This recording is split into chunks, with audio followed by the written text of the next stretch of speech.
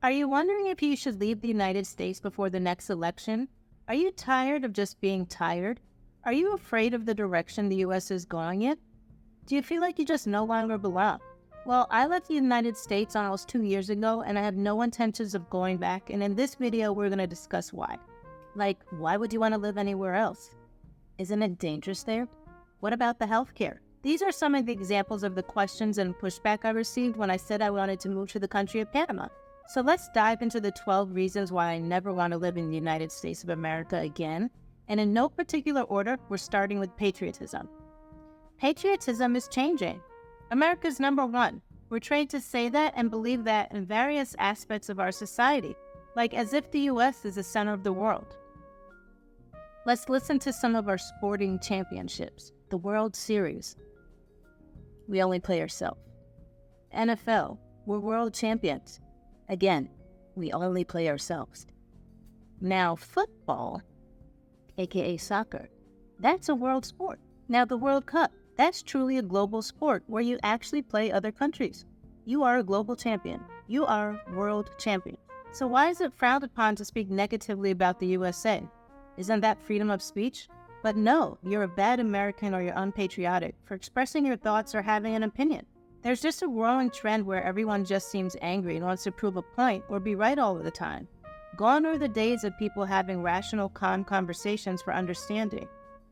It used to be about unity, about standing together as a nation. But now it seems to be more about division, about drawing lines in the sand and picking sides.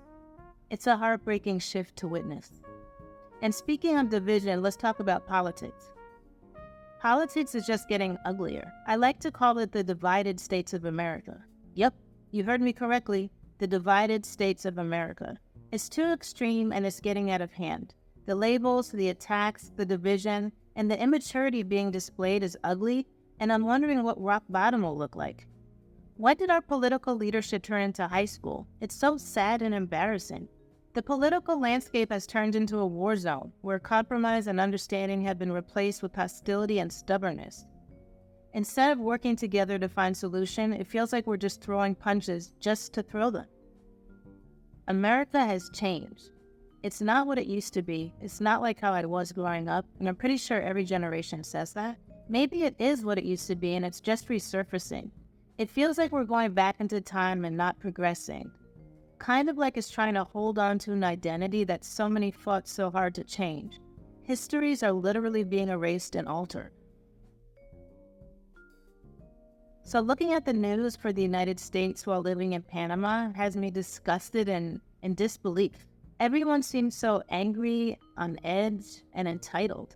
The energy is just different. Every time I land in the United States, I feel it instantly, and it's like I tense up, I'm on edge, and it's almost like you just feel the stress. When I step foot in the US, I'm already thinking about returning to Panama. And that's sad. Keeping up with the Joneses, the rat race, and the cost of living, the United States is a consumer economy and you are conditioned to make more and buy more.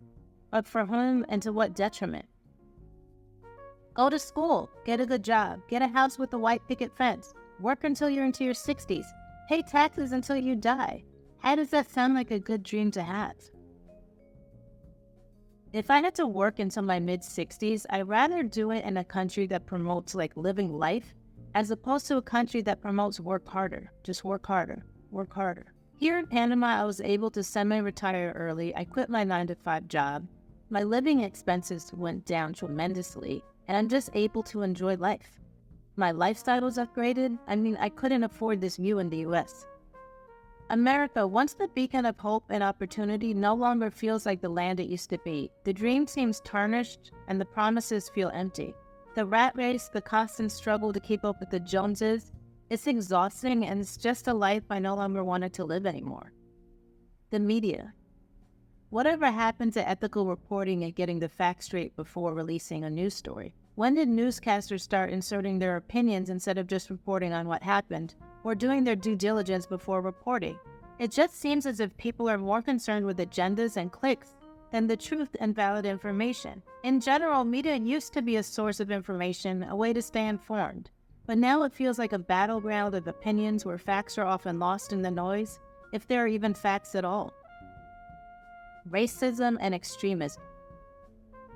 So both racism and extremism exist outside of the United States, but how they're expressed is very different. So you can be killed in the United States for just being black. There are many people who have moved here who no longer have that fear or their threat over their head. Imagine that. There are several people who have said they'd rather raise their kids here in Panama than in the United States because of the racism that they experience. It's just a stain on the fabric of our society that hasn't been cleaned and continues to spread. It's a step backward, a regression that's hard to fathom in this day and age. The fight for equality is still an uphill battle, and it's one that shouldn't be necessary or people still have to struggle to deal with. This was a major one for me. My rights were being taken away. With the recent changes to women's rights, my health care and those of many other women was altered. So this is not a debate or discussion on a woman's right to choose. I'm just giving examples of how my personal health care was altered and examples for those of the people that I love as well. So before I moved to Panama, I went to various doctors to get routine checkups. I went to get a colonoscopy performed. Upon checking in, they asked me if I was pregnant, and I said no. They're like, okay, you have to take a pregnancy test. And I was like, I'm not going to be able to take the pregnancy test. I'm not going to be able to go to the bathroom because I literally stopped drinking that disgusting drink that you need to use for the colon prep, probably like around 3 o'clock in the morning because I was just over it. So I knew I wasn't going to be able to use the bathroom because I know my body. I asked if I could sign a waiver and they said no. So they literally injected me with fluids for over an hour and a half. An hour and a half to see if they can get me to use the bathroom for this pregnancy test. They didn't believe what I said. I couldn't have a procedure performed that I wanted and needed until they could prove I wasn't pregnant.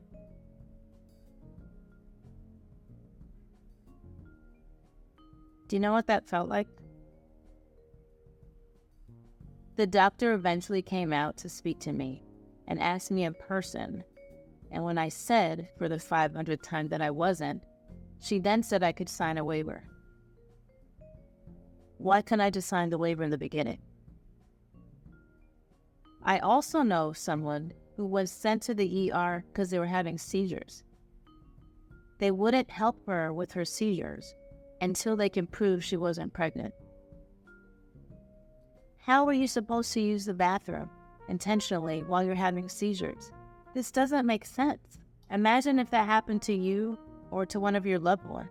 When you're sent to the hospital or the ER, you're expecting to get care. So I just feel like a human with rights when it comes to my health care abroad. The healthcare system in the US seems to care more about insurance rather than what's best for the patient. How many of us have had a procedure performed or surgery that was covered by insurance, but the anesthesiologist wasn't? Make that make sense. Please, somebody make that make sense. How many Americans go bankrupt due to healthcare expenses?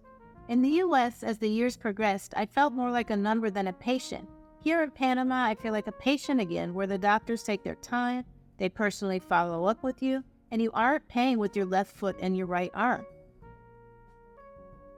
I always wanted to live in another country.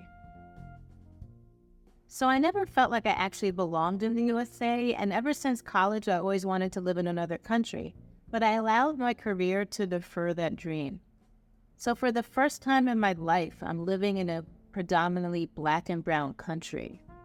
And racially, I'm just no longer a minority. I wish as a society this wouldn't even matter, but we're just not there yet.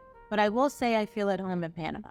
The world is so large, and as Americans, we're trained to think that we have it the best, but we really don't. Living in a predominantly Black and brown country was a new experience, but it was also a welcoming one. It's a chance to learn, to grow, and to see the world from a different perspective. I feel like there are two things that play into this: the amount of money that you need for retirement and keeping up with the Joneses. So the mere thought of having to work another 16 years until I can retire was literally the death of me. I couldn't do it. I just couldn't do it. People at my old job were literally counting down the days to retirement like it was their parole date. Like I have 3 years, 2 months, 2 weeks, and 1 day and a half an hour. Literally. Everybody. What kind of environment is that? And why is that like, I don't even know what to say. In my hearts of hearts, I feel like there had to have been a better way, and I was not meant to live that way. I was spending money on numerous vacations, trying to escape and recharge from my job, when in all honesty, I could move to a country that people vacation in, and Panama, for numerous reasons, checked off that box. My quality of life has just increased tenfold since quitting my job, and I just don't feel like I was supposed to work a 9 to 5 for the rest of my life. I was not meant to live in the rat race. I just don't feel like I was meant to work just to pay bills. What's the saying? You work to live or you live to work. Oh my gosh, food. One, I didn't realize how much of a foodie I was, or am. I also didn't realize how much junk I was eating until I moved to Panama. It's like, wait, is this what food really tastes like without all of that crap being pumped into it like they do in the US? Fresh fruits, vegetables, and fish have done wonders for my health and my taste buds. Food just tastes better. You know what? I'm going to rephrase that. Food tastes like how it's supposed to. Like, who wants to live in a place where you constantly have to look over your shoulder, or every time you turn on the news, you see something about a mass shooting or people being murdered? Yes, murders happen everywhere, but the amount of mass shootings that Americans have become accustomed to or accepted, I just have no words for it. It's just not okay. People question how safe it is outside of the USA, but never look at how unsafe it is where they live, because it's their new normal. How did we get here? Why is this okay?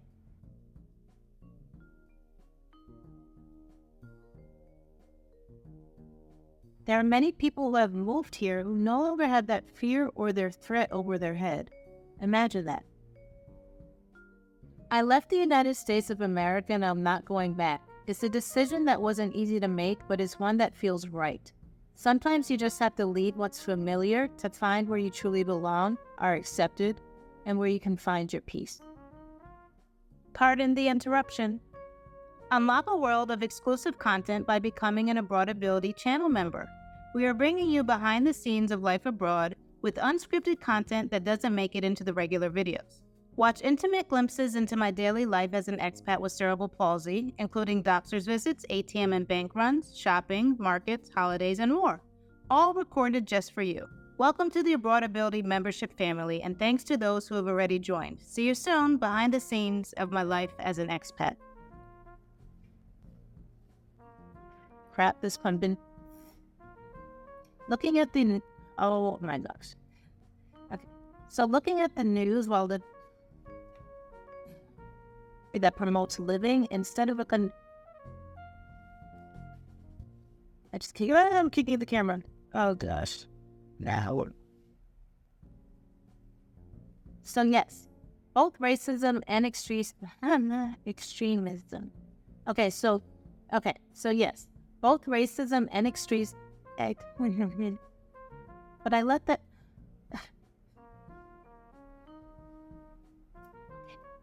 Take 500.